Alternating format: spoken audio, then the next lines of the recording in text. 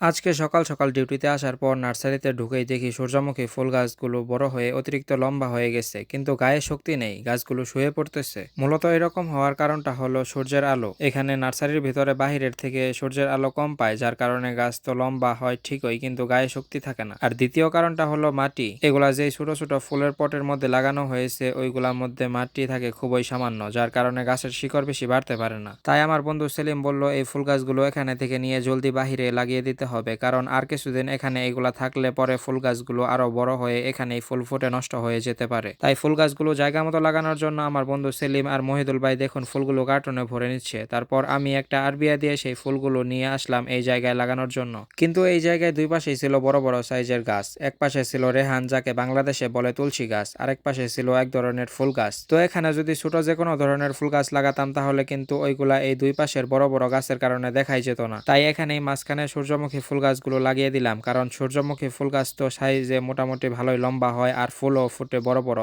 তাই সূর্যমুখী ফুল গাছগুলো এখানে লাগানোটা ঠিক হবে। কিন্তু এই জায়গায় আরেকটা সমস্যা ছিল, আর তা হলো মাটির মধ্যে অনেক ঘাস হয়ে আছিল আর মাটি উঁচা নিচাও ছিল। এই কারণে পরে পানির পাইপগুলো উঠিয়ে একটা কোদাল দিয়ে মাটি ভালো করে কুপিয়ে নিলাম। পুরা জায়গায় মাটি কোপানোর পর সেলিম একটা পাঞ্জি দিয়ে সব মাটি সমান করে দিচ্ছিল। মাটি খুব ভালোভাবে সমান করাটা খুব জরুরি, কারণ যদি ঠিকঠাক মতো পুরা জায়গা সমান না করা হয়, যদি উঁচা নিচা থাকে, তাহলে ফুল লাগানোর পর পানি দিলে এক জায়গায় ঠিকঠাক পানি পাবে, আরেক জায়গায় পাবে না। তাই মাটিটা খুব ভালোভাবে সমান করতে হবে। মাটি সমান করার পর পানির পাইপ লাইন গুলো আবার বিছিয়ে দিয়ে তারপর ফুলগুলো লাগিয়ে দেওয়া হচ্ছে। ফুল লাগাচ্ছেন আমার বড় ভাই মহিদুল ভাই। যাই হোক, দেখুন আরো কিছু জায়গা বাকি আছে ফুল লাগানোর জন্য, ওইখানেও ফুল লাগানো হবে ইনশাআল্লাহ। ফুল গাছ লাগানোর পরই দেখুন কেমন শুয়ে পড়েছে সবগুলা, কিন্তু সমস্যা নেই, দুই একদিন ঠিক মতো পানি দিলেই আবার সব ফুল গাছ দাঁড়িয়ে যাবে ইনশাআল্লাহ। এখন তো ডাইরেক্ট সূর্যের আলোর নিচে আছে আর মাটিও ভালো পেয়েছে, তো আশা করা যায় গাছগুলো এখন ভালো হবে। তো সবগুলা সূর্যমুখী ফুল গাছ এখানে লাগানোর পর পানি দিয়ে দেওয়া হয়েছে। এখন এটাই দেখার অপেক্ষায় রইলাম যে কেমন সুন্দর ফুল ফুটবে এই গাছগুলা থেকে।